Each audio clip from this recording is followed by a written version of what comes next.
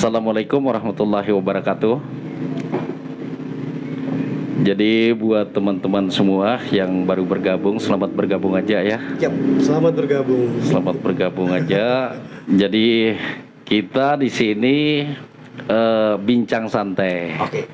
Bincang santai. Separak mic di. Tarik. Oke, ya. Dimana saya sendiri yang mengundang Adinda ini, Johan Johari. Karena saya tahu bahwa Adinda ini adalah orang Empang, tapi baru sekarang menginjakan Empang karena sudah lama gak ketemu ya.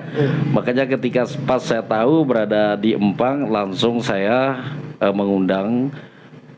Jadi nggak apa-apa, nanti banyak yang kita bincang-bincang di sini ya. Oke.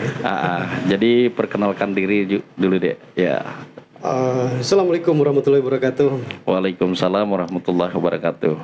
Singin kajita Johan Johari. Johan Johari. Bapak kaji Empang atas. Ya. Ma kaji Empang bawah ala genti. Kemudian bermukim di Spayung sih. Di Spayung ya. Dari kecil kan orang tua tugas di SD Spayung tuh dari saya kecil. Jadi sampai sekarang lah menetap, udah menjadi orang sana, jadi semacam dua warga negara. Dua warga negara ya. Iya. Spayung dan Empang. Spayung dan Empang ya. Terus ya saya sih nggak nyangka Kak, ingin bisa diundang nih. Ya alhamdulillah. Terus ketemu dengan artis Prabu Jaya yang terkenal ini. Bukan terkenal, tapi dikenal oleh Johanna guys. Oh iya, Johanna guys, heboh juga itu. Iya, heboh juga ya. Terus tiba-tiba suatu hari saya dapat telepon, bisa main ke rumah nggak podcast? Wah, saya kaget luar biasa. Saya seperti mendapat penghargaan, Kak. Alhamdulillah. Nggak sangka, terus alhamdulillah. Alhamdulillah. Iya. Dimana kan menurut Kaji Sia adalah pionir. Amin. Kemudian penggerak seni juga. Kalian Kaji Udit atau Luxia seniman kan? Amin. Kemudian ketika merantau nih Kak, ada beberapa lagu di Siapina tuh menjadi teman kami hari-hari Pang Jawa kan. Oke. Jadi menurut Kaji luar biasa gitu. Amin. Bisa terhibur teman-teman di Jawa ya. Luar biasa. Iya. Amin. Luar biasa. Iya. Sampai tuh mau Bang Kaji ketemu Kis ya. Amin. Iya, terima kasih Dinda ya. Kenapa saya ajak ke sini? Karena ada beberapa hal yang membuat saya penasaran. Apa dia? Yang membuat saya penasaran, yang membuat saya itu terinspirasi juga Dinda. Jadi tiba-tiba seorang Johan Johari itu lama tidak muncul ke negeri sendiri ya, maksudnya ke wilayah Empang, wilayah Pelampang. Tahu-tahu langsung berkarya. Pertama lewat puisi ya, di situ saya melihat selalu diapresiasi oleh teman kita Mas Yin Udi dari hasil karya Dinda. Terus yang kedua dari owner Umakoda juga ya. Ule. Iya, Mbak Ule. Halo, selamat malam Umakoda. Di situ saya bisa melihat Dinda. Saya bisa melihat kok duluan hasil karya Dinda ketimbang orangnya gitu. Nah sampai saat itu makanya saya tertarik, bahkan sempat saat itu di Umakoda ya. Jadi ada beberapa teman seniman yang fokus dengan puisi itu kan berkumpul di sana. Nah saya mau tanya ini deh, kolaborasi dengan Mas Yen Ude itu saat bagaimana pertama? Sebelum ke situ, jadi saya itu sudah baca puisi itu dari SD. Dari SD. Terus kemudian SMP Empang. Saya dibimbing sama Pak Manjasus saat itu. Oh, Pak Manjasus. Iya. Untuk membacakan beberapa puisi kan. Kemudian sempat juara sih beberapa kali. Terus itu berlalu sudah. Saya nggak pernah lagi membaca puisi secara panggung ya, tapi lebih ke menulis gitu. menulis puisi, tapi dalam perjalanan karena saya pindah-pindah kota dari Malang, pindah ke Jogja, pindah ke Bandung, pindah ke Jakarta, pindah ke sana kemari, sempat bekerja di beberapa daerah di luar juga, terus tidak terdokumentasi dengan baik.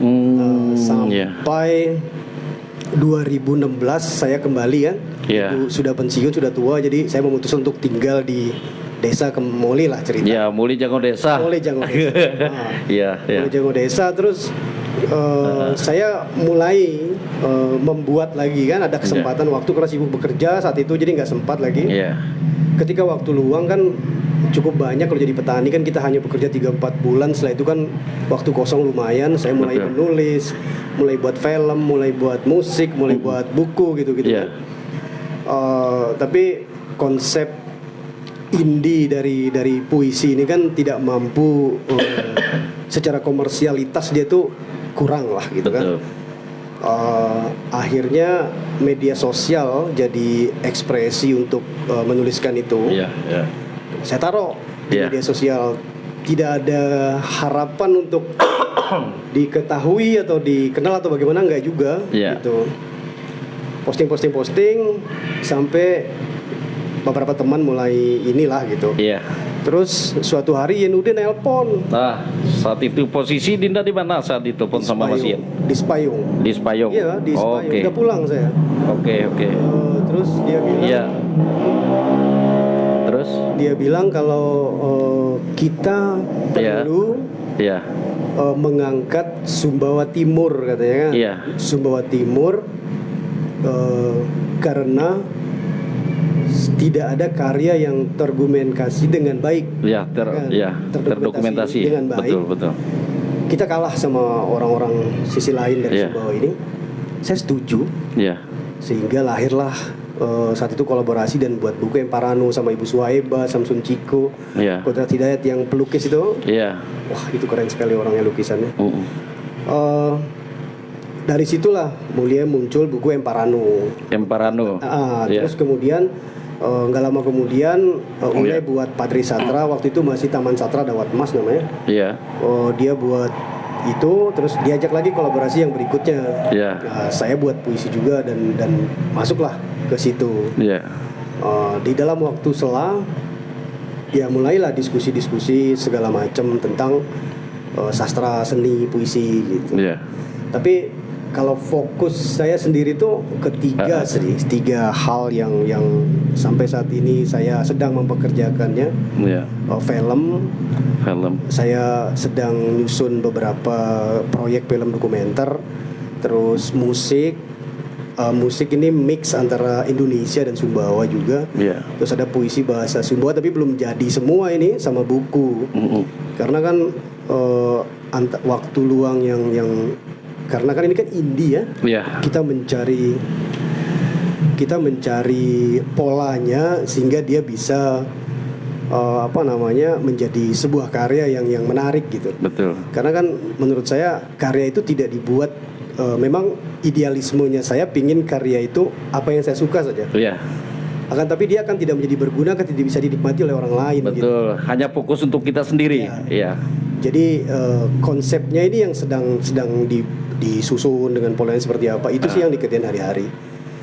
Setiap hari misalnya kayak nyusun alur film pendek, misalnya buatnya begini, saya coba buat yang dokumenter musik, ada saya buat di YouTube saya itu Petani Pemusik. Nama YouTube-nya? Johan, ENJO spasi Han. Jadi teman-teman, Dinda ini juga punya YouTube, nama YouTube-nya NJO NJO spasi Han. Siapa tahu bisa subscribe, like dan komen di situ ya. Luar biasa. Demi untuk Sumbawa ke depan ini. Nah, yang saya tertarik ini Dinda, Dinda itu membuat film dalam bentuk hanya sebuah naskah atau sebagai sutradara atau apa itu? Sampai saat, kalau saya lebih senangnya itu genre dokumenter saat ini ya. Genre dokumenter. Iya, jadi karena kan solo sih mainnya. Oke. Indie, jadi Indie. sendiri. Saya belum ke arah live action gitu yang cerita yang itu belum ke situ. Iya. Karena kan keterbatasan alat kan. Iya, betul. Jadi kalau misalnya kayak boomer untuk vokal belum ada, terus Iya, untuk mixingnya gitu, lensanya. Ya, itu kan itu belum ada. Dokumentasinya. Jadi saya lebih misalnya saya buat petani pemusik. Iya. Apa sih yang profesi apa yang ada di sini? Kemudian ternyata mereka bisa hidup juga selain petani, gitu kan? Ya petani, pemusik. Ada juga orang yang petani menjadi pemusik, gitu kan? Betul. Saya ketemu lah kayak Jason Mraz, orang-orang itu kan, ada Robin Abikula namanya, ada penyanyi country. Saya gabung dalam sebuah film pendek, saya kasih namanya Petani Pemusik. Dengan pemainnya adik sendiri? Enggak. Jadi saya mengambil seperti National Geographic, saya mengambil beberapa potongan video itu yang dimasukkan ke dalam apa yang kita buat gitu. Tapi narasinya saya yang buat, alur ceritanya saya yang buat. Oh, apakah dalam bentuk 3 dimensi atau orang yang bersangkutan sendiri? Enggak. Jadi kontennya itu lebih ke kontennya free license, jadi bebas dia kan? Bebas. Konten bebas yang saya ambil dari Google, dari YouTube, dari video, dari mana-mana, terus saya masukin, terus saya buatin narasi gitu. Jadilah dokumenter yang dokumenter gitu ya. Nah, andai kan begini, ada berapa pemain yang kita ajak, ya sesuai dengan harapan Dinda, karena Dinda sendiri membuat naskah, skenario, sutradara. Terus ada pemain yang pingin gitu kan, ada orang yang mau jadi pemain, bisa nggak gitu?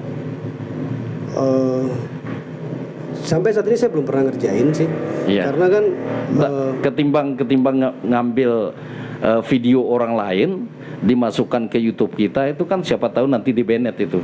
Ini yang harus kita antisipasi. Tapi kalau YouTube itu kan ada free license atau kita sekian detik. Iya, betul. Sekian detik kan nggak di-banned. Betul. Tapi kalau misalnya Marasis ngomong saya buat gitu, misalnya ada orang, terus kita buat cerita. Misalnya ambillah contoh yang paling sederhana. Betul. Pernikahan dini. Kan penuh tahu kata mati SMP menikah. Betul. Dengan berbagai macam sehingga pada ujungnya nanti ya kalau dia bahagia alhamdulillah, tapi karena kemampuan berpikir masih kurang kan, atau kesempatannya masih terbatas sehingga akan menjadi sesuatu yang berbeda nantinya kan. Bisa saja kita ambil mereka, kita wawancara, terus kita gabungin dalam sebuah film dokumenter, tapi nanti ujung dari ceritanya adalah kita kembalikan kepada masyarakat umum yang menonton itu. Karena mereka yang menilai kan gitu ya. Gitu. Jadi bisa saja sih. Bisa aja. Karena konsepnya kurang lebih sama aja. Karena begini.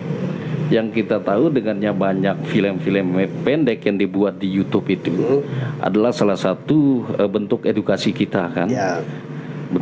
Kenapa kita nggak memanfaatkan orang yang berada di sekitar kita, dalam arti kita bisa berkolaborasi gitu kan. Bisa. Ya siapa tahu kurang kameramen, ada EPJ yang mendukung kan gitu maksud kita.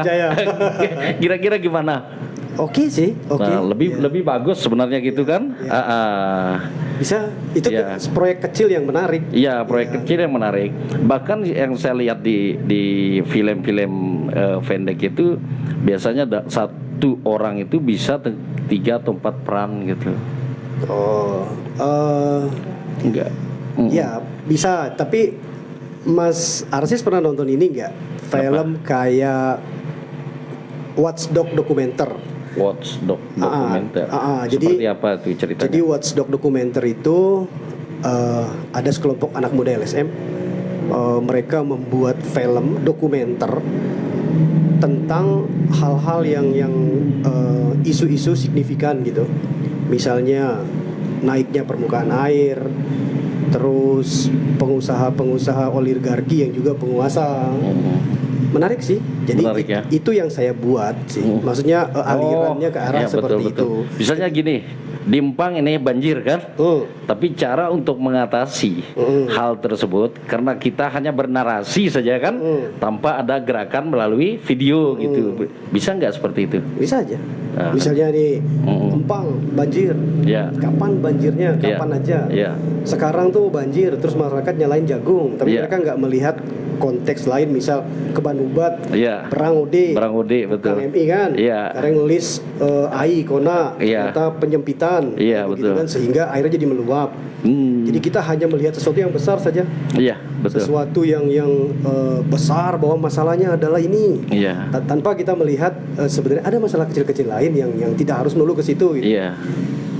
Sehingga coba dulu diatasi yang kecil, jangan dulu yang sana, gitu. Iya. Kita ngomongin hulu hilir, tapi sebenarnya konteksnya itu adalah ada di sekitar kita yang bisa kita selesaiin. Betul. Ada gerakan-gerakan anak muda yang di Instagram gitu, yang kayak mereka pembersih sungai, Iya. pembersih selokan gitu kan. Coba kalau ke jalan tuh, ke arah kuburan, di kuburan ada pidab alih-alih dalam berang, nah. Betul. Nupoka ini, nupoka itu, Betul. nupoka apa, nupoka sampah, Iya. nupoka ini. Jadi coba deh, maksudku bukan saya bukan saya ngejudge, enggak, Iya. tapi lebih kepada lakukan langkah yang kecil dulu, Iya. lakukan hal yang kecil. Apa yang bisa kita lakukan, kita manfaatkan sudah Dulu, itu. dilakukan dulu, kita main kecil. Iya. Kalau ternyata yang besar nih bagian yang ini, Iya, betul. gitu. Karena kan kalau kita memaksa untuk menunggu mereka yang besar mengerjakan hal yang Iya. ini, kayaknya agak lambat. Enggak lambat ya. Lambat. Oke. Bisa Iya. sih dibuat film itu bisa. Iya, nanti kita coba kolaborasi deh ya. Bisa. Kita coba kolaborasi. Nah, kita kembali ke konteks awal ini, Oke, Dinda, oke. ya. Karena ada beberapa ini salah satu terobosan Dinda kan saat ini melakukan sesuatu hal yang mungkin dianggap oleh masyarakat lain itu hal yang biasa. Tapi bagi kita itu adalah sebuah renungan yang maksimal, pemikiran yang membutuhkan rasa gritnya kita ke depan gitu kan. Seperti membuat film, membuat puisi nggak gampang itu. Kalau dibaca sama orang kan paling gampang kan gitu. Nah, di konteks awal tadi, saat Dinda meninggalkan Empang, kemana dulu?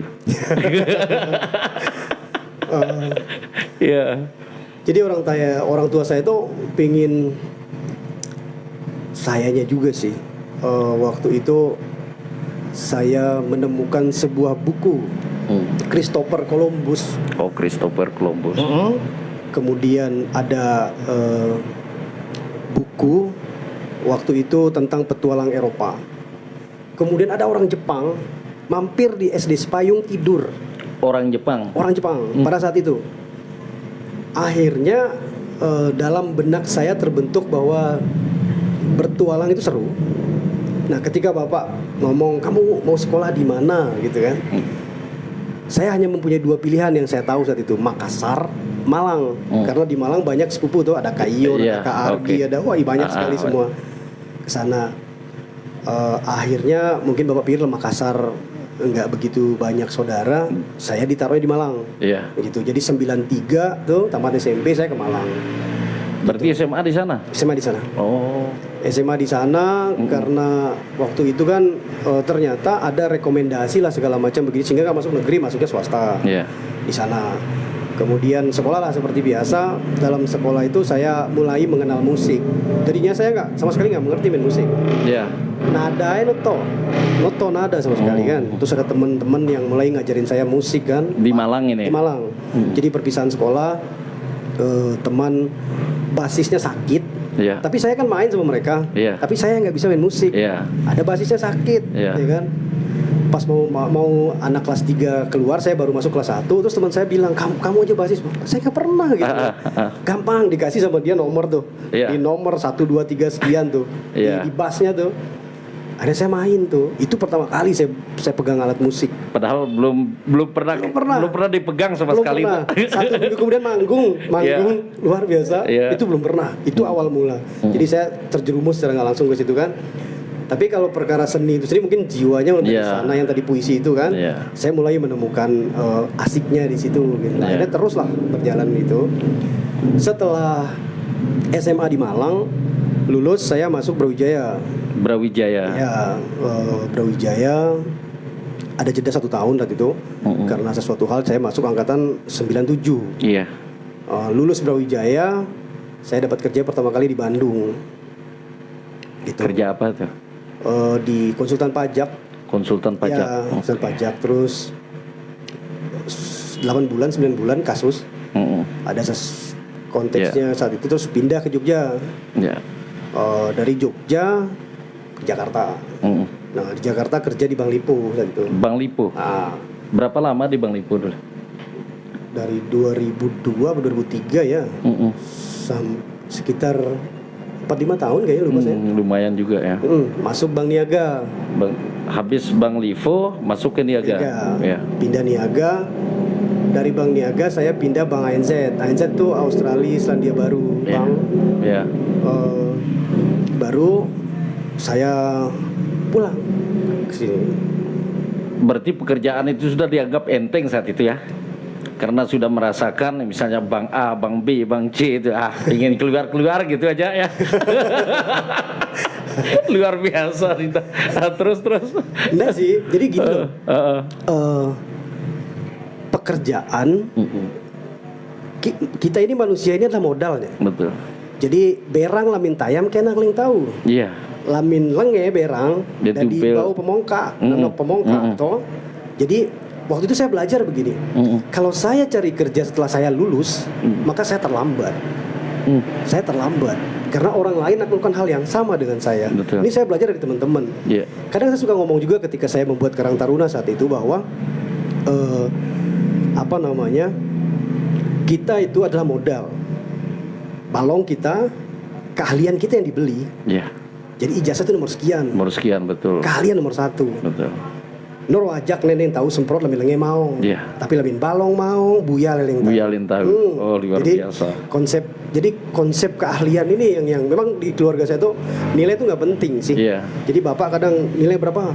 Begini, terus dia tanya, kamu bisa nilai bagus kok kamu nggak tahu. Jadi kadang saya kaget juga, ternyata nilai itu nggak begitu ini kalau di keluarga saya sih, keahlian yang penting. Udah begitu jadikan prioritas. Nah terus dalam perjalanan kan kalau kita di sini, kalau kita ngomong dasar ekonomi itu kan sandang pangan papan terpenuhi orang Sumbawa. Not lo kota-kota not kerja. Walaupun nggak kerja tetap terpenuhi ya. Karena balik ruwet bau. Jadi ini terpenuhi kita. Orang Sumbawa lakukan adalah mereka tinggal mencari aktualisasi diri saja. Jadi begitu dapat uang, dia beli motor bagus, biar terlihat keren atau terlihat kaya. Gitu kan? Karena sandang papannya terpenuhi. Kita kembali kepada mereka kelas bawah yang ada di Jawa, lalu kerja mati. Harus tamat SMA. Karena tamat SMA, kerja pabrik ya kan. Tuntutan ada itu sudah ya? Iya. Karena mungkin faktor persaingan di sana atau memang Mepa ya kerja. Mau jadi kuli ada saingan, tukang bakso juga banyak, tukang parkir apalagi. Jadi dia harus tamat sekolah biar bisa masuk pabrik. Kalau dia nggak punya ijazah, dia akan menjadi pekerja yang sangat berat dengan upah yang sangat rendah. Kan kita nut kerja mangan, alok balik rui beka dapat me. Ya kan? Jadi pola pikir ini yang berbeda. Dalam perjalanan itulah saya kemudian berpikir, kakuda nyeta nyaman biaya boat, sebagian lain nggak nyaman biaya boat. Menjadi pekerja itu sama dengan latihan sih. Kalau menurut saya, maaf bukan saya menggurui ini, maksudnya ini pengalaman aja. Betul. Lamin nawar tuh lulus karena biaya boat nih. Terlambat itu ya. Terlambat, banyak saingan juga itu ya. Kita itu bisa cari kerja di saat kita skripsi atau semester akhir masih bisa. Jadi itu yang saya lakukan. Tapi saya waktu itu niatnya nggak cari kerja. Saya hanya mencari tahu apa sih yang ditanya, apa yang dites. Hasilnya bagaimana sih sebenarnya gitu. Hanya itu saja yang ada di pikiran. Saya melamar. Lebih dari 100-200 lamaran kan, kita ke orang Kompas, Jawa Pos, melamar kan, belajar pindah. Nggak dikelek mana supu. Semua lulus, diterima. Nggak dikelek. Nggak ada interview satu pun. Terus sampai saya mau skripsi. Terus tiba-tiba ada panggilan. Entah saya ngelamarnya kapan tahu, saya lupa sudah. Datang lupa saya saat itu. Kayaknya sebuah perusahaan teh botol. Jadi marketingnya lah gitu kan. Nah pas interview ditanya, ternyata begini cara interview, ternyata ini yang dikerjakan tes gitu kan. Saya coba kerja, begini tuh marketing, ketemu dengan orang apa segala macam, jual barang tuh begini. Ini sih sebenarnya pekerjaan tuh ini gitu. Berangkat dari situ sambil saya mengerjakan skripsi, saya tetap melamar. Nah sampai suatu hari yang saya dapat kerjaan pertama yang secara formal tadi itu di kantor pajak yang di Bandung. Itu barulah berlanjut ke yang lain. Jadi kalau saya pernah nganggur enggak gitu. Saya nggak pernah. Nggak pernah merasakan namanya nganggur ya? Nggak pernah. Nah, guru itu kan setelah kerja toh, setelah lulus kan? Setelah lulus, betul. Nggak pernah. Karena saya sudah mempersiapkan itu sebelumnya. Iya. Gitu kalau kita lihat balap nih, Betul. nan pot belajar ret balap, Iya. nawar ret tamanan pot belajar kalah gitu. Iya, betul. Nah, terus ketika saat itu ada nggak titik kejenuhan karena terus tinggal di kota gitu kan? Ingat nggak dengan kampung halaman saat itu? Gap budaya sih mas, jadi gap budaya antara Sepayung dengan Jawa itu kan beda-beda sekali. Betul. Jadi mungkin kejahatan terbesar dalam hidup saya adalah bohong kepada ibu tentang itu. Jadi mole sekau ke anak, mole, biang uang, no mole. Saya pengen lihat Borobudur, saya pengen lihat Jogja, Jakarta. Nah itu juga ketika saya kerja, gaji yang saya dapat itu habisnya buat saya pengen lihat Lampung, lihat Aceh, lihat apa Kalimantan saya nggak pernah. Poya-poya ya. Saya pengen lihat ya kayak apa sih gitu kan. Iya. Biar hilang penasaran gitu kan. Iya. Terus. Kalau kata ada seorang filsuf kan, dia bilang begini, jalanlah yang jauh untuk mengenal Tuhanmu lebih dekat. Iya, gitu kan. betul. Ketika kita jalan lebih jauh, kita akan mengenal Tuhan kita lebih dekat. Karena kan perjalanan itu membawa kita, ternyata indah sekali. Bahwa ternyata berbeda itu begini, ternyata daerah saya itu begini, ternyata daerah orang ini begini. Ciptaannya luar biasa, perbedaan ini bagaimana. Jadi kita jadi lebih religius sih. Berarti ibu saat itu terus nelfon gitu, kapan pulang? SMA saya pulang sekali.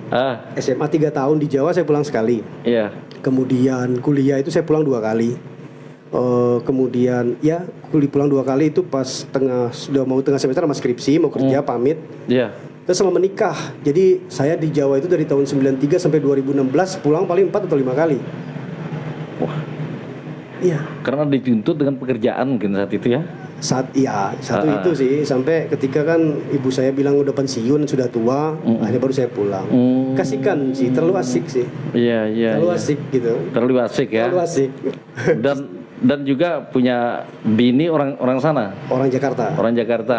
Tapi ikut juga ke kampung ini. Ikut. Ada di Sepayung. Alhamdulillah. Anak 2. Nah, terus ketika bininya ikut ke sini lihat situasi Sepayung atau kampung di tempat Dinda itu gimana perasaannya? Dia pertama itu biasa sih, maksudnya kan dia suka saya ajak keluyuran sih kesana kemari. Diajak jalan-jalan gitu, refreshing kan pernah kan? juga sih kita waktu itu pacaran itu saya pernah ajak dia keliling Sumatera Barat, Padang, Bukit Tinggi, Sikuai Island kayak gitu-gitu kan keliling. Jadi kan dia melihat lah desa seperti apa, cuma tinggal nggak pernah. Nah ketika dia sampai Sumbawa mungkin yang dia temukan itu kan sesuatu yang berbeda, yang mungkin dia betah aja. Gitu. Luar biasa ya. Cinta juga ya. mau dia betah. Alhamdulillah. Nah, kita kembali lagi, banyak laptop ini kita kembali ya. Iya. Terlalu panjang penjelasannya. Terlalu panjang nggak apa-apa kan? Jadi harus kelop petang. Nah, pas saat saya lihat di Umakoda, di situ juga owner Umakoda ini kan sangat luar biasa. Jadi beliau itu termasuk salah satu orang yang punya gagasan bagaimana perhatiannya terhadap apa istilahnya itu kreativitas dari teman-teman itu yang melalui Umakoda kadang-kadang dia bisa perjuangkan gitu. Saya kaget ketika pas saya melihat di situ ada YNUD, di situ ada Pamanjasus, di situ ada Dinda, itu dalam rangka apa itu? Kalau nggak salah ada Pak Dinula Reyes itu ya. Oh itu saya nggak ikut sih. Ya, itu Kencan Sastra mereka. Kencan Sastra. Yang pas ada Golagong itu yang ada saya. Golagong itu siapa? Penulis Balada Siroy. Ya, penulis dari buku Jakarta.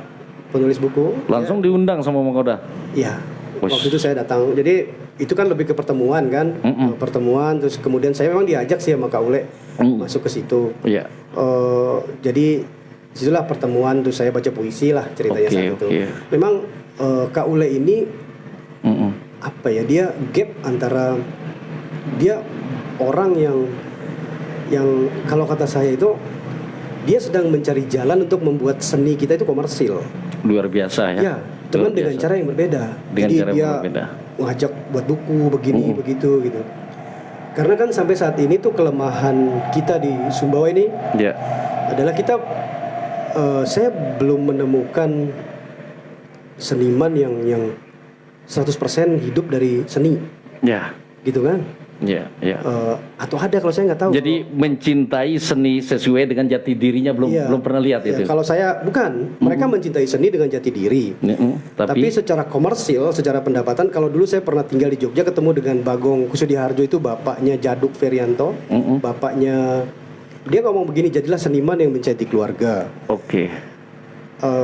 Artinya, maaf, ketika saya dulu ngomong bahwa menjadi seniman gitu sama orang tua saya, apa dadi kau miluk cerayam telas, bayaran teh manis. Iya. Jadi konsep pemikiran inilah yang membuat kita terlambat untuk oke lah Indonesia punya Kementerian Ekonomi Kreatif membuat orang lain, tapi kita saat ini kita baru mau menuju hidup dengan ekonomi yang kreatif itu tadi, desain, film, musik, hal-hal kayak gitu.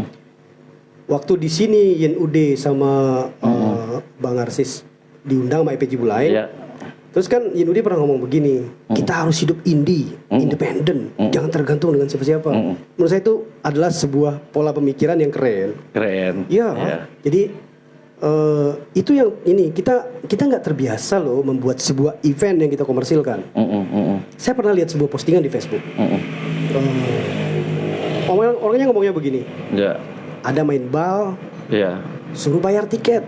Kayaknya di Terano deh atau di mana, saya lupa dah. So ingat pantunnya, maaf kata saya, untuk apa pantunnya? Cek bocek terlalu bayar tiket.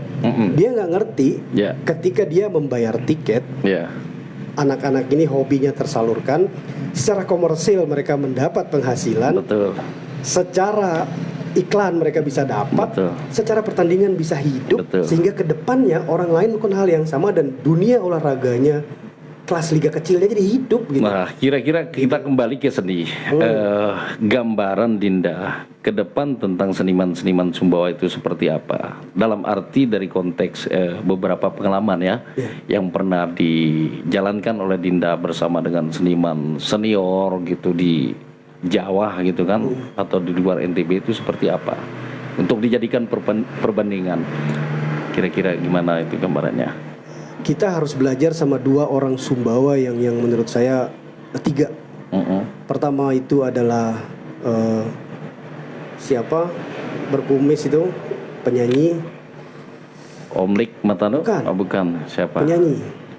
Kaleng manis kupeandi. Ya, suka nyanyi itu lagu itu. Saya lupa ya. Obi Pamungkas. Obi Pamungkas satu. Kemudian yang kedua Sambava. Rian, si Iqbal, Sanggo, yang ketiga Dead Symphony. Nah, kita belajar sama tiga orang ini. Coba dijelaskan tuh. Oke. Yang pertama itu Obi Pamungkas. Obi Pamungkas, dia hidup dari seni walaupun dari kawinan ke kawinan. Tapi dia mempopulerkan musik Sumbawa secara grassroots. Ini yang dilakukan sama ini loh. Siapa almarhum ini Sampur Sari, Gondrong. Campur Sari yang gondrong, saya lupa namanya. Ya itu dia melakukan hal seperti itu, dia jual kaset tuh dengan naik motor sana kemari, terus akhirnya orang mulai mengenal lagu Campur Sari. Stasiun balapan. Saya sini di mana? Ya, stasiun balapan. Lupa saya. Kemudian Ovi Pamungkas melakukan itu. Cuman dia belum mengkomersialkan secara album. Tapi secara hidup dia melakukan itu. Saya nggak menemukan yang lain. Kalau yang lain tuh ya datang, tapi namanya tidak dikenal seperti Obi Pamungkas. Yang kedua Sambava. Dia mendobrak pola, ritme, beat, kemudian aransemen musik Sumbawa dengan cara yang berbeda. Betul. Oke, sebelumnya kita punya losong. Mungkin jadi dasar mereka untuk mendengarkan musik atau Lonto Engal kan, dengan pola musiknya tuh, sehingga menjadi sesuatu yang lain. Tapi saya nggak tahu deh, duluan losong harusnya ya daripada duluan losong. Epon ya. Terus tapi pola transisi dari Obi Pamungkas menuju losong dan akhirnya Sambava, ini musik semua berubah loh. Dia lebih pop dengan ritmiknya, perpaduan antara blues dengan konsep slow rock tuh, dengan cengkok nada yang bagaimana gitu kan. Kemudian terakhir sekarang nih Dead Symphony, dia melakukan pola promosi yang bagus, lirik yang bagus, video klip yang oke. Dia manggung juga, posting yang seperti apa, karena dia melakukan apa, menurut saya gila ini orang oke gitu. Itu jadi 3 orang ini kita kalau mau belajar bagaimana membesarkan diri lewat musik, kita belajar sama 3 orang ini deh di Sumbawa. Menurut versi Dinda. Iya, nggak usah jauh-jauh ke sana. Betul. Memang ada Arsis Prabujaya. Iya. Yang saya tahu lagunya 1 2 3 4 termasuk lawasnya beberapa yang dibuat sama Yinuki. Akan tetapi Arsis Prabujaya orang di belakang layar yang Minsia ini adalah senangnya di belakang layar kalau saya. Sia ibarat motor. Nggak akan jalan kalau nggak ada bensinnya. Iya. Ada Sia bensin mak kita jalan gitu. Jadi gini, makanya tadi saya bilang gini ya, pertama itu sepintar apapun kita, kalau tanpa teman itu nggak akan bisa besar. Contoh Obi besar atau Om Obi besar itu karena faktor Seroja, ingat itu? Iya. Ingat itu, Om Obi besar itu karena faktor Seroja. Siapa yang gak kenal dengan Obi Pamungkas? Ya karena saat itu kan ketika datang Seroja ke Empang itu, jangankan orang yang diundang di pengantin itu, yang tidak diundang pun duluan datang. Nah, jadi dengan gaya seperti itu adalah bagian dari kok kenapa orang itu bisa, kita nggak bisa. Nah makanya dari sekarang yang saya salut dengan owner dari Uma Koda ini merangkul, merapat. Kita tidak akan besar tanpa mereka. Kita tidak akan berarti apa-apa tanpa mereka. Itu maksudnya. Kenapa dengan kehadiran Dinda di sini, ada Yin Ude, ada teman-teman lain itu, ayo.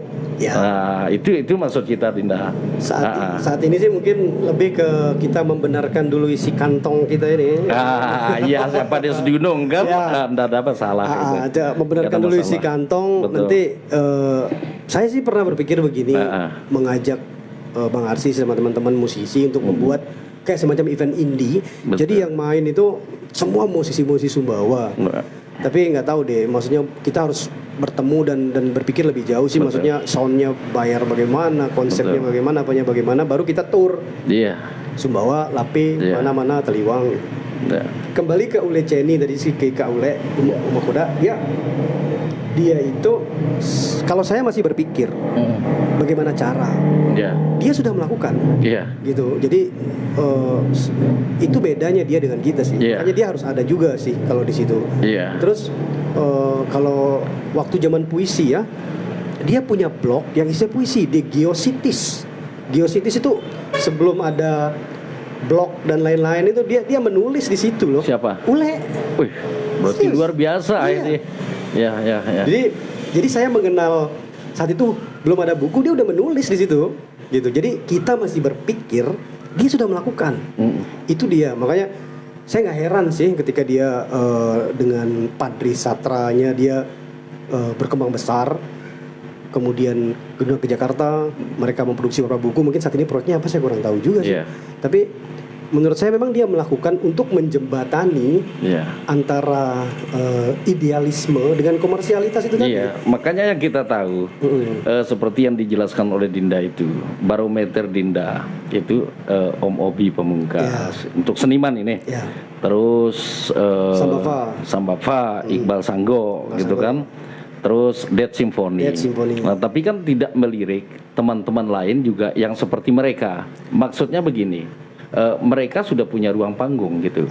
Yang saya salut sama Uma Koda ini, Uma Koda ini menyiapkan ruang panggung. Ya ruang publiknya untuk teman-teman lain datang ke sini. Nah sementara seniman-seniman Sumbawa ini, maaf ya, termasuk saya sendiri. Coba kalau kita nggak begini, nggak akan ditahu semua orang. Benar. Nah jadi harapan teman-teman, ya marilah kita sama-sama kan. Bagaimana kita kalau benar mengangkat Sumbawa melalui seniman, apakah itu seni lukis, seni puisi, seni apa yang menyangkut seni itu, apa salahnya kita kolaborasi kan gitu. Iya sih, amin. Mungkin kalau saya pikir ya, apa yang Bang Aris lakukan itu kan luar biasa. Amin. Ya luar biasa. Bahkan kadang-kadang tuh saya bermimpi kan, kira-kira saya diundang gak ya ke EPJ Buleleng gitu. Ternyata saya diundang, nggak nyangka kan. Terus apa namanya? Ya persis seperti tadi, bahwa kita berbuat lah, kita berbuat untuk sesuatu yang lebih baik. Cuman jalannya tuh masih belum ketemu aja. Betul. Yang penting kita berbuat aja. Kita berbuat sih. Ya, nggak mungkin misalnya tanpa saya melihat skillnya Dinda itu, nggak mungkin saya undang. Tapi yang saya undang kan skillnya Dinda. Siapa tahu kan kita bisa berkolaborasi. Ya, karena apa? Karena kita tahu semakin banyak teman-teman yang mengeluarkan ide itu, insya Allah suatu saat ke depan ketika kita membuat rencana ke depan apa di Nonda, kan itu salah satu terobosan itu. Apalagi Uleceni ini sangat luar biasa. Orang Pang datang ke Sumbawa sehingga bisa dijadikan barometer ya melalui Umakoda itu nggak gampang kita buat kompas di kabupaten itu. Itu yang saya salut sama beliau itu. Memang memang dia punya pola itu adalah kita berpikir dia melakukan. Itu bedanya sih. Terus bisa sih saya berpikir tentang sebuah konsep seni. Misal kita buat kayak semacam drama musikal gitu. Musikalisasi perpaduan musik dengan drama itu. Drama musikal, jadi ada alur ceritanya seperti apa, kita gabung dengan mereka, musiknya bagaimana, terus kalau kita belum mau main ruang panggung, kita main ruang audio visual. Jadi kita main dalam bentuk film gitu misalnya. Bisa sih kita buat seperti itu. Jadi kalau misalnya kita membuat konsep panggung besar itu terlalu rumit dengan biaya kan, kita bisa buat media audio visual. Jadi kita panggungkan dalam bentuk drama, gabung dengan musik, dengan model film tadi, untuk sebuah karya yang baru dengan pola Sumbawa. Itu bisa aja sih. Luar biasa ya. Memang penuh di masjid bahas di kok apa. Ya teman-teman semua, terima kasih yang sudah bergabung ya. Semoga di malam hari ini semakin asik perbincangan kita ini. Kupas tuntas realuk tentang betulan baru ya. Sekali bertemu memang ini panjang ini. Walaupun tak terencana. Ya, memang konsep ide ya, ide itu terlahir dari pengamatan, kemudian diproses oleh otak kan, kemudian dirasa oleh hati, jadi sebuah karya yang dipanggungkan. Apalagi kan dari berarti isi itu semua tadi. Makanya saya salut itu, siapapun mereka, kalau berani membuat terobosan, yang penting jangan menyangkut dengan sejenis pelanggaran-pelanggaran yang bersifat apa yang menjadi perbincangan dalam masyarakat, membuat kontra masyarakat. Insya Allah tetap berhasil tuh nanti. Jadi manat ngoleng linting tapi lebih masih sit kenang lambung sambil menyanyi, tidak ada masalah. Nah sampai segaru baik kan, itu maksud saya. Jadi minimal kita harus berani membuat terobosan itu yang bisa bermanfaat buat orang lain. Itu saja kalau saya, simpel deh. Emang kayak saya buat lagu apa namanya yang terakhir tadi diputar, Siup Jaga Senopo Katowara, kayak gitu kan. Itu maksudnya kan lebih ke kita ini terpakem sama sebuah konsep yang secara umum. Pang Supuano ada kemana kaji datang kembali. Nuro Besai dengan paluar nanok pelam. Kakuda kau paluar. Terus ada saudara saya yang selain bilang karenanya IPS. Kenapa dengan IPS? Gitu kan? Beda tuh. Kenapa dengan IPS? Bahwa ternyata saat itu orang yang jurusan IPS itu dianggap bukan apa-apa, dan mereka yang jurusan IPA adalah luar biasa. Mereka lupa bahwa otak manusia itu bermacam-macam gitu. Mereka langsung menghukum seseorang dengan pola seperti itu kan. Jadi kontra pendapat itu dalam pola umum ini agak sulit sih. Jadi paling tidak kita kekeh dengan apa yang kita mau, baru gitu. Itu yang jadi orang-orang kekeh ini agak sulit karena mereka akan tertarik oleh ombak terus. Tertarik terus oleh ombak. Mau tidak mau IPA, lamino IPA, apa ya ada di kau. Karena apa? Ada sifat pemaksaan pada manusia itu yang seharusnya biasa ini ya. Saya ini orang seni. Tapi saya paksakan diri untuk lari ke selain dari seni itu, itu pasti akan gagal gitu. Karena ada ketidaknyamanan dengan pemaksaan hati nurani saya. Iya. Seni itu hati loh, rasa. Iya. Jadi gampang dari. Iya. Makanya punya kan pemerintah buat ekonomi kreatif. Betul, Ya. UMKM. Jadi agak jembatan antara mereka yang mempunyai kemampuan ini dengan nilai komersilnya biar bisa menghidupi keluarganya.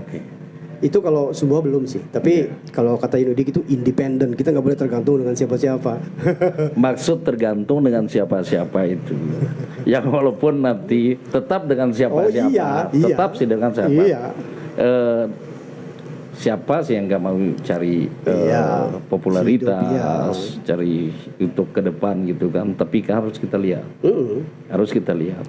Nah, apa simpang dibandingkan dengan Jawa? Ibarat menan kan, mungkin tuana lebih luar biasa.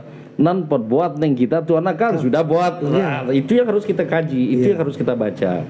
Makanya saya bilang, saya nggak mau paksakan diri saya itu harus begini, saya nggak mau. Jadi apa adanya saja, ibarat air berereng, air mengalir, itu kalau saya. Nah makanya kalau kita ada keinginan dengan sifat pemaksaan itu, rebah kita deh. Iyalah. Rebah kita deh. Iya. Nah makanya saya tertarik dengan lagunya Dinda yang diciptakan itu. Lamen jelas si artikulasi yang meloki cerita dalam lagunan sampai ke ending ya tetap kita terima. Iya. Kan begitu. Yang walaupun dalam konteks lagu Sumbawa ini tidak lepas dari lawas misal. Ya mungkin dari penilaiannya mereka. Tapi karena kita tahu bahwa kehidupan ini apalagi dunia sekarang ini kan butuh proses, butuh apa istilah dalam lagu improvisasi, kan begitu. Apa salahnya? Apakah bisa diterima oleh masyarakat atau tidak bisa? Yang penting kita berkarya saja. Nah itu yang saya salut. Makanya semua teman-teman yang mau berkarya itu 1000% kebayang data. Saya nggak mau membatasi orang. Kita perlu ule ceni di sini sebenarnya. Sebenarnya. Kalau ada ini bertiga heboh dunia ini. Iya. Kemana orang ini? Kapan dia ke sini? Tapi insya Allah mungkin saya temui dia. Ya, ini mixer bisa untuk berapa orang sih? Insya Allah bisa. 4, 3, 6, 8. Bawa ule ceni ke sini. Kita ngobrol. Iya. Ada Mas Yenudit ulang kembali berapa tahun? Iya, ulang kembali. Iya sih. Tapi saya sih optimis ya. Maksudnya karena sekarang belum ada contohnya aja. Contoh untuk mereka-mereka yang muda ini bahwa ternyata mereka yang hidup dari seni itu bisa hidup loh gitu. Begini deh, nggak apa-apa saya gambarkan ya. Silakan. Dulu saya sama Om Obi itu kan produksi dari Seroja semua. Saya punya karya di bawah sama Om Obi itu, saya dibayar karya saya oleh Seroja. Yang dinyanyi nama Atik. Bentang Birayat. Kan di bawah sama Obi Pak. Iya. Kan saya yang punya karya itu kan. Om Obi dibayar sama Seroja. Saya dibayar sama Seroja. Karena satu-satunya yang bisa ya memberikan nilai jual terhadap seniman Sumbawa atau nilai jual Sumbawa melalui seni suara itu atau seni musik itu hanya Seroja saat itu. Saat itu. Jadi Seroja ini bekerja sama dengan Pemda saat itu. Jadi dia band sekaligus produser. Iya. Nah, makanya dibandingkan dengan sekarang itu Bagudal atau DOD itu ya kita disuruh harus berusaha. Makanya YouTube itu kamu tidak kerja ndak mungkin saya bayar. Kamu harus kerja dulu. Iya. Nah, nan sih beda antara gunung gitu. Rahasia udinan itu pidam bayaran apa deh? Bayaran dan itu. Saat itu satu lagu 500. Wih, saat itu. Tin 80-an? Ya. Wow. 500 saat itu. Berarti sekitar 5 juta mungkin kalau sekarang. Apa di Nobau pindah Bali tapi? Satu lagu itu? Satu lagu. Saya dibayar dulu 500.000. Benderang Birayat. Iya. Apa sih cerita tentang Benderang Birayat? Benderang Birayat adalah benderang hati. Jadi suatu harapan yang kandas di dunia, tapi ujungnya insya Allah kita ketemu di akhirat nanti. Wih. Kita berjodoh. Itu gambaran umum itu. Jadi cinta gagal Ya, di dunia, cinta gagal di dunia, bersatu di akhirat. bersatu di akhirat. Luar biasa. Karena orang ini cinta mati, ya mungkin jodohnya nggak ada di dunia gitu. Oh, kisah pribadi atau kisah orang lain tuh? Lawas pinte. Lawas. Wih, tapi luar biasa ya. Iya. 500.000. Coba bayangkan, andaikan saat nan fokus masih aktif, tetap kita dibayar. Bamiluk nu berhasil seret, ya dibayar. Termasuk mungkin kayak Om Aris Samawa. Kalau Om Aris baru belum. Saya paling kecil saat itu. Oh gitu. Kalau Om Aris itu kalau nggak salah melalui Apang. Oh ya Apang. Ya, Oke. Saya paling kecil. Saya Om Bedi Sagaloka, sudah almarhum. Bedi Sagaloka.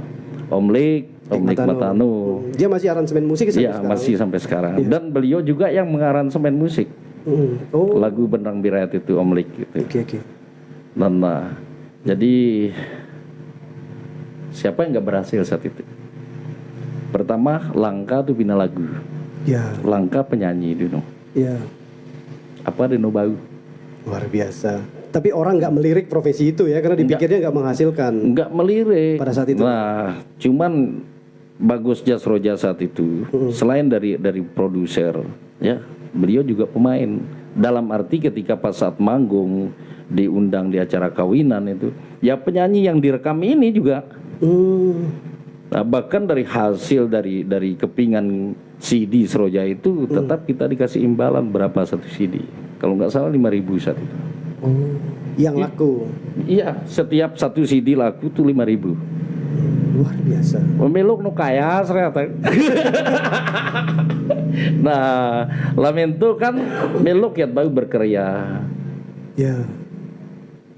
Meolat berkarya tuh. YouTube. Nah, melalui YouTube. Facebook. Itu pun kalau Facebook belum ya. Ya, dan Facebook pun sendiri 10.000 pengikut. Baru. Ya. Baru iklan in-stream. Ya, in-stream masuk. In-streaming. Terus YouTube lagi. Nah, ya, jadi intinya kita disuruh kerja. Makanya saya senang dengan yang namanya kolaborasi. Dan saya yakin sepintar apapun saya bilang. Iya, benar. Baru sih berhasil tapi noto aya pidan moy. Iya, mungkin bisa jadi kayak seniman ketika dia meninggal, pelukis maksudnya. Betul. Ketika dia baru karyanya di ini kayak seperti Apandi atau apa. Tapi ada juga sih yang berarti saat itu. Tapi kalau kolaborasi tidak dilakukan, lambat. Memang ada pepatah sih. Ada jenisnya kita. Ketika kita mengerumitkan orang itu, contoh Johanna Guys itu. Coba kita bandingkan. Ada jenis sebenarnya kita. Makanya kita harus peka sekarang ini. Nah, kita punya karya sangat luar biasa, tapi belum tentu seheboh Johanna Guys kan? Kan gitu maksudnya. Nah, sementara apa? Tahu Barat dong kapan formal tuh. Justru yang unik yang dicari sekarang. Tadi harus tuto tegas kita. Jangan kita paksakan kehendak. Harus kita begini, harus kita begitu. Kolaborasi. Iya. Emang ada sih Bang Bling Taluk pepatah. Kalau mau jalan lebih cepat ke tujuan, jalanlah sendiri. Iya. Tapi kalau mau jalan lebih jauh, jalanlah bersama-sama. Betul. Wih, memang pas deh. Iya. Kolaborasi sih. Kolaborasi sangat penting itu. Sebentar lagi Agustus, mungkin kalau nggak ada halang rintang, semua sehat. Kita coba. Mungkin kita coba buat. Bahkan insya Allah ada keinginan kita coba buat film dokumenter tentang persiapan untuk kemerdekaan. Oh, oke. Maksudnya bagaimana empang merdeka? Iya. Bisa sih. Maksudnya macam-macam lah yang bisa dibuat kolaborasi tadi itu. Iya. Saya berharap sih kita semua ketemu suatu hari nanti. Amin. Untuk membahas hal ini dengan lebih serius. Iya, gitu. makanya ini pandangan saya. Tadi saya ngobrol sama Mbak Ule. Andaikan kita wilayah Empang itu terus tembung dengan senior apa yang terjadi? Kita kolaborasi. Kan bisa kita gambarkan itu apa yang terjadi. Ada yang seni musik, ada yang puisi, ada yang teater, ada Karena sesepuh paketan kan bisa kita bayangkan itu. Itu maksud saya. Ucup Santowana aja 3. Iya. Dia punya 3 disiplin loh. Semua. Stand up comedy iya. Semua ada. Pelukis iya. Nah. Penyanyi, pencipta lagu luar biasa. Semua ada. Ucup Santowana, Subhansa. Luar biasa. Iya iya. Ya, jadi insya Allah ya, mungkin ini awal kita pertemuan Dinda. Mungkin ada kata-kata terakhir dari Dinda untuk teman-teman yang lagi standby sampai saat ini. Ya, silakan deh. Mungkin bukan kata-kata terakhir ya Bang. Iya, Itu malam ini. Saya bilang sih, tadi itu pengetahuan baru banget kalau dibayar 500 oleh Seroja itu luar biasa, bisa hidup dari seni. Ya. Jadi untuk mereka teman-teman pemirsa Facebook atau YouTube-nya EPJ Bulajeng, tetaplah menonton EPJ Bulajeng. Amin. Karena akan banyak sekali hal-hal baru, Ya. banyak cerita-cerita unik, Ya. banyak karya-karya yang nggak pernah ditemukan di tempat lain. Ya, amin. Selamat menikmati EPJ Bulajeng. Terima kasih ke Undang Gaji. Amin, alhamdulillah ya.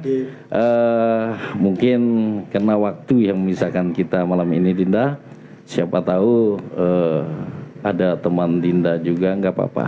Kita datang, kita lebih santai, lebih enjoy kan. Walaupun 2-3 orang kita bisa komunikasi kan, seperti itu.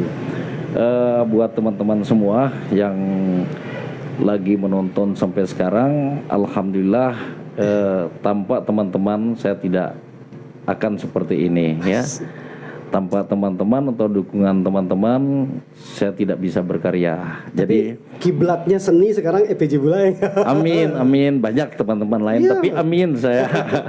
Jadi hanya itu saja yang dapat saya sampaikan. Wabillahi taufiq wal hidayah. Assalamualaikum warahmatullahi wabarakatuh. Assalamualaikum. Waalaikumsalam warahmatullahi wabarakatuh. Selamat.